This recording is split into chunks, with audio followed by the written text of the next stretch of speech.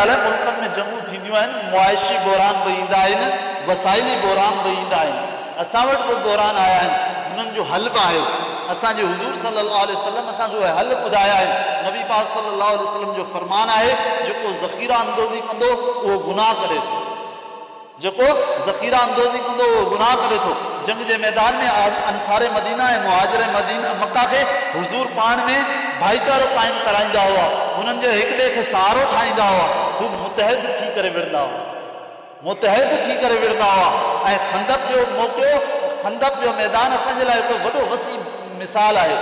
नबी पाक सल्लल्लाहु अलैहि वसल्लम खंदक जे मैदान में पंहिंजनि सहाबनि सां गॾु फाका कशी कई, पेट ते पत्थर ॿधा खंदक जे मैदान में। खंदक वारी जंग में हुज़ूर बि पेट ते पत्थर ॿधा साहबनि सां गॾु। उहो इन जे लाइ उहो असांखे इहो ई सबक़ मिले थो त अगरि लीडर, अगरि अॻवान सादगी में रहे त अवाम बि मज़बूत थी वेंदी। अगरि लीडर सादगी में रहे, अॼु लीडरनि जा ख़र्चा जेके आहिनि, ॾींहं जो ख़र्चो ॿुध जेको आहे सो वज़ीर आला जो, हिकिड़े वज़ीर आज़म जो हिकिड़े ॾींहं जो ख़र्चो 30 लख खां 1 करोड़ ताईं आहे। करोड़ जो ख़र्चो ईअं थींदो, अगरि बैरून मुल्क सफ़र कंदो त उनजो करोड़ खां मथे ख़र्चो हिकिड़े ॾींहं जो मटियो वञे, हिकिड़े ॾींहं जो करोड़ खां मथे ख़र्चो मटियो वञे। अगरि छो हू हिकु पंहिंजे प्रोफेशनल जेट में वेंदा आहिनि ॿाहिरि में, अरे तव्हां जेके लोकल फ्लाइटूं वञनि पियूं, ॿी आवाम सफ़र करे पई, हुननि फ्लाइटुनि में अवी दौरा करियो, छा हू फ्लाइटूं तव्हांखे रस्ते में किराए छॾनि थियूं छा?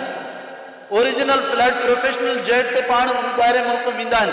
ऐं ॿाहिरि मुल्क जो दौरो, वज़ीर आज़म जो हिकिड़ो दौरो करोड़ों रुपए जो ख़र्चो अचे थो, करोड़ों रुपए जो, अरबनि खरबनि ताईं बि ॻाल्हि हली थी वञे। हुज़ूर सादगी जो सबक ॾेई विया ऐं पोइ चवनि था, हमने अपनी आवाम को प्रोटेक्ट करना है और हमने अपने ट्रांसपोर्ट जो सेक्शन है उनको भी प्रोटेक्ट करना है। अरे तव्हां पाण पंहिंजी ज़िंदगी सादगी सां गुज़ारियो त आवाम ते एतिरो बहरान कीअं अचे? जे तरीक़े खे फॉलो करियूं त असांजे लाइ को बि बहरान न आहे, असांजे लाइ को बि बहरान न आहे। जिते जेके मुल्क जंग विढ़नि पिया, उन्हनि में उहे शयूं जेके आहिनि से उहे अपराइनि पिया, उहे सस्तियूं पियूं मिलनि।